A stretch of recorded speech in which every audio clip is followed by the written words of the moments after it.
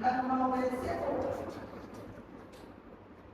giữ hiểm nặng vùng thắt xuống rút tay thắt xuống bốn hồi, lưng thẳng giữ cơ mông ra.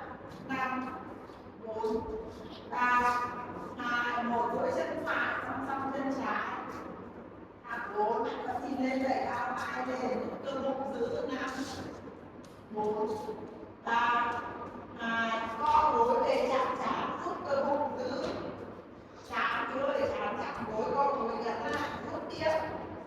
Giữ. 5 4 3 2 1, mở gối sang ngang, giữ mông lên. 5 4 3 2, duỗi thẳng giữ.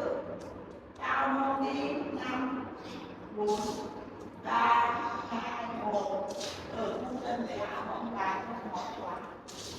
Cầm tay của mình gập cổ chưa, nhích mông vùng ra sau, gập lưng của mình xuống dài lưng.